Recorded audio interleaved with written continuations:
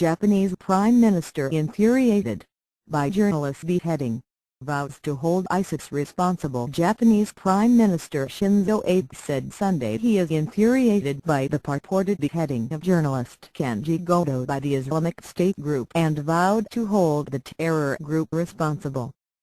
"I feel indignation over this immoral and heinous act of terrorism," Abe told reporters after convening an emergency cabinet meeting. "When I think of the grief of his family, I am left speechless," he said. "We are filled with deep regret."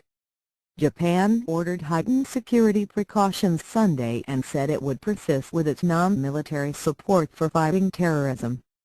Threats from the Islamic State group, also known as ISIS, prompted an order for tighter security at airports and at Japanese facilities overseas, such as embassies and schools, government spokesman Yoshihide Suga said. He said it would be inappropriate to comment on the status of the Jordanian pilot. The failure to save Goto raised fears for the life of the pilot, Lieutenant Muhammad al-Qassis, also held by the militant group that controls about a third of both Syria and Iraq. Unlike some earlier messages delivered in the crisis, the video that circulated online late Saturday purporting to show the militant beheading Goto did not mention the pilot. Jordan renewed an offer Sunday to swap an al-Qaeda prisoner for al-Qassis, who was seized after his F-16 crashed near ISIS' de facto capital, Syria, in December. Jordanian government spokesman Mohammed al-Mamani told the Associated Press that "We are still ready to hand over Saida al-Rashid, who faces death by hanging for her role in triple hotel bombings in Jordan in 2005. Jordan is reportedly conducting indirect, behind-the-scenes negotiations through tribal leaders in neighboring Iraq. Al-Mamani also said his country spared no effort to free Goto. The killing of Goto, a freelance reporter whose work focused on refugees, children and other victims of war, shocked Japan, which until now had not become directly embroiled in the fight against the militants. With no updates for days, al-Qassis' family appealed to the government for information on his situation.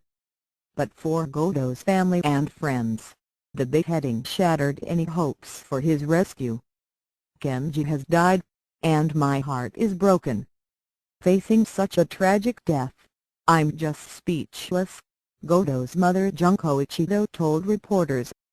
"I was hoping Kenji might be able to come home," said Goto's brother, Junichi Goto, in a separate interview. "I was hoping he would return and thank everyone for his rescue, but that's impossible, and I'm bitterly disappointed."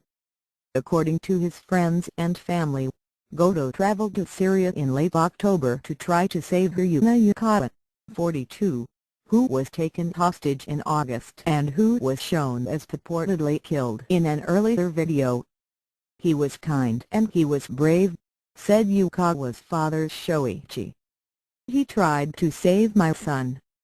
It's utterly heartbreaking," he said, crying and shaking. "People killing other people, it's so deplorable. How can this be happening?" Abe vowed to continue providing humanitarian aid to countries fighting ISIS. Bowing to terrorist intimidation would prevent Japan from providing medical assistance and other aid it views as necessary for helping to restore stability in the region, he and other officials say. But the government spokesman, Suga, said Abe would not link the hostage crisis to his efforts to expand Japan's military role in collective self-defense with the U.S. and other allies. The White House released a statement in which President Barack Obama also condemned the heinous murder and praised Goto's reporting, saying he courageously sought to convey the plight of the Syrian people to the outside world. The White House said that while it isn't confirming the authenticity of the video itself, it has confirmed that Goto has been murdered. Japan also has deemed the video highly likely to be authentic, said its defense minister, Gen Nakatani.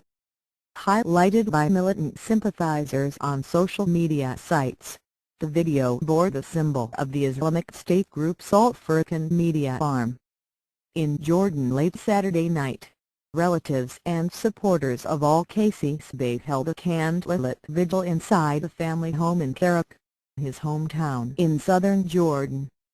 "We decided to hold this protest to remind the Jordanian government of the issue of the imprisoned pilot Muath al-Qaisi Abe," said the pilot's brother Jawdadi al-Qaisi Abe, holding picture of Muath with a caption, "We are all Muath."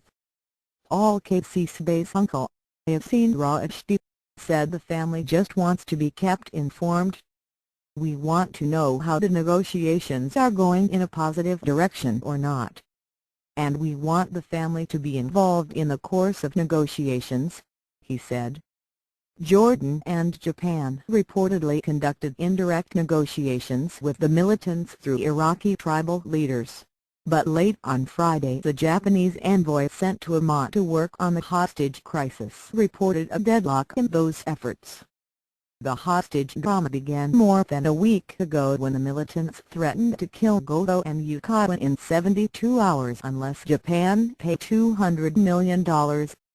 Later, the militants' demand shifted to seeking the release of al-Rashid, who survived the 2005 attack that killed 60 people when her explosive belt failed to detonate in the worst terror attack in Jordan's history. The deadline for that exchange passed without word, leaving the families of the pilot and journalist waiting in agony. Al-Rashid has close family ties to the Iraq branch of Al-Qaeda, the precursor of ISIS.